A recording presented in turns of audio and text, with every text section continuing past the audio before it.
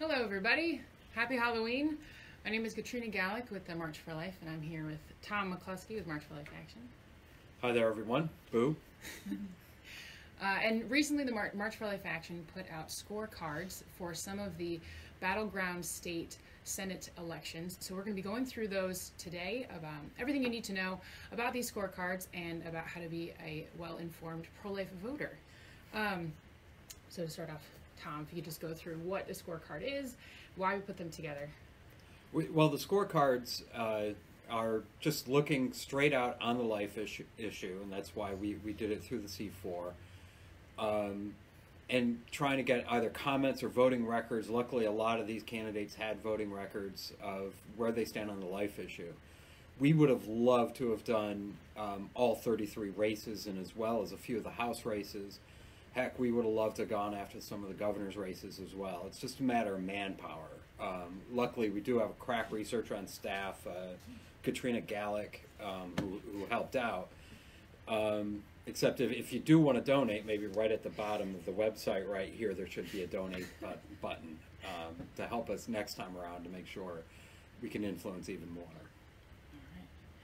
All right. And what about this election in particular makes it very important to voters? Well, it's a midterm election, and midterm elections normally go against the party in power, and the party in power right now is on paper a pro-life party. And the one thing is, if the Democrats take over the House, the Democratic leadership has made quite clear that pro-abortion would be the main thing on their agenda, as well as stopping this administration and everything good they have done on the pro-life issue. Everything from Title X to they've even threatened to perhaps try to impeach some of the Supreme Court justices that President Trump is putting on. So it's very important that we keep the balance and also bring up some pro-life activists into Congress so we can get things done. All right. So we're going to break down some of the scorecards that we did. We'll be starting with Tennessee. Sure. Well, with Tennessee, Representative Marsha Blackburn, when she was in the House, she was a champion. She actually led the charge against the, if you remember the Planned Parenthood videos, the expose videos from the Center for Medical Progress, which showed Planned Parenthood and their friends basically catering with baby body parts and trying to sell those for research purposes. Marsha Blackburn led the fight on that, and we just go through the different. She's running against Governor Phil Bredesen of Tennessee, or Bredesen of Tennessee, and we just comparing the two records. We find Marsha Blackburn is certainly much more pro-life, and Governor Bredesen, it's hard to think that he would represent pro-life Tennessee as well. Secondly, if we go in Missouri, we have an incumbent with Senator Claire McCaskill. She's in a very red state. She's up against Attorney General Josh Hawley, who, as Attorney General, has kind of led the charge against abortion giant Planned Parenthood, as well as for the life issue. Whereas on the flip side, Senator Claire McCaskill has worked the whole time trying to make sure that that pro-life issues do not get in the forefront when we're in the Senate. Into North Dakota, we have Senator Heidi Heitkamp, another incumbent who actually had a birthday yesterday. Happy birthday if you're watching, Senator Heitkamp. And she's running against Representative Kevin Kramer. So this was a pretty simple scorecard to do, especially since you did all the research. It was very simple for me.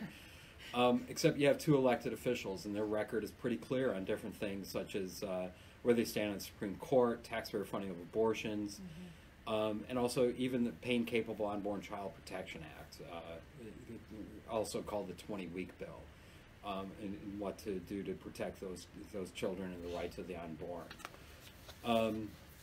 And then we have in Texas, and one reason we wanted to focus on Texas is because the Democratic challenger to Senator Ted Cruz, the incumbent, is seen as he's kind of seen as the new Barack Obama, and the fear is that you might be right. Barack Obama was the most his record shows he was the most pro-abortion president we've ever had, certainly since Roe v. Wade. And we just wanted to make sure that people understood in Texas where they stand on the life issue, where both of them stand. And then I believe lastly, in the state of Wisconsin, we have Senator Tammy Baldwin, who is very clearly in the pro-abortion caucus. She's made that clear the whole time she's been in Congress, and what she would do if the Republican or Democrats were to get the majority. And State Senator Lee Volkamir, and I'm hoping I'm pronouncing that as well. And I had the pleasure of actually meeting the state senator. She's a former, well, she is a nurse, and she has her own pro-life story that I would tell people to seek out because it's a pretty moving story. And just comparing their records, and as a state senator, she had a very clear record on rights of life, just as Tammy Baldwin has one on the abortion side. So those are the ones we were able to tackle for this election cycle. So for people who are living in the states that we mentioned, if you want to have a really quick snapshot of where your candidates land on the life issues without doing, as we said, the research takes time and manpower. So they're all in one spot for you if you go to marchforlifeaction.org, and you can find the scorecards for your candidates. And share them if you're not in one of those states. Yes. You can also share them as well. Via email, Twitter, whatever you'd like. I would not suggest the U.S. Postal Service because they won't get there in time for the elections coming Tuesday. That's fair. That's fair. But we also have several pro-life measures on the ballot in a few different states, and so we'll break down some of those next. Maybe starting with Alabama. No, in Alabama. What a lot of these states are now trying to do, and it's not just because we just got Brett Kavanaugh on the Supreme Court, because a number of states have been doing this over the years. Like Tennessee, I think, is one of the most recent. A few years back, they passed Amendment 1, which represented dying black, played a very big role in getting passed, and this is to kind of prepare for that. That thing we all march for every January, and that's an after Roe world, and where would their state be? And that's what Alabama's trying to do, in West Virginia as well. If I could just jump ahead and just even save us some time, they have on their ballot something that would recognize and support the sanctity of unborn life and the rights of unborn children. Something that the March for Life was created on, and something that Roe v. Wade took away from tens of millions of the unborn throughout the years. In Oregon, mostly a pro-life initiative in Oregon, most people would be scratching their heads. But it's amazing, and I would ask you to research in your states. It's amazing sometimes. I'm not saying it's easy, but there is a process for anybody to get things on your ballot, on your state ballots.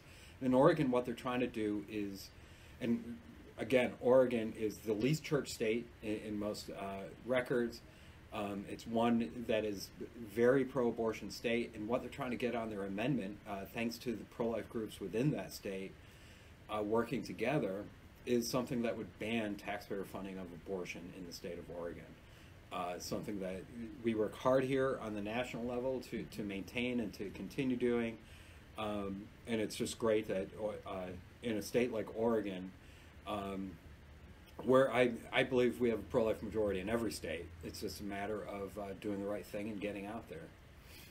And for people who are not living in any of these states that have, pro-life senators or elections coming up, or pro-life ballot measures, what can people do to influence pro-life policy? Well, one thing is you do have a representative election coming up.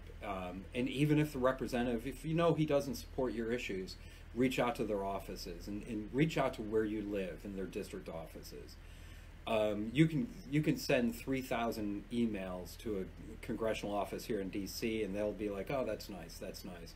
10 people show up in a district office to politely talk about this issue. That's going to influence them, and that's going to leave an impression, even if it doesn't change their mind. It might help pave the way to change the person who is in that office. And We have on our C3 site, as well as probably our C4 site, a lot of things. It's called Capitol Hill 101, and just some instructions on how to address your member of Congress and how to influence them as well. And even if they aren't with you, it's very important that you reach out because they do pay attention. All right. Well, thank you all for joining us. If you have any questions about these elections or other things along these lines, please leave them in the comments. And make sure you follow March for Life Action on Twitter and on Facebook as well. So, Be safe trick-or-treating tonight. Yes.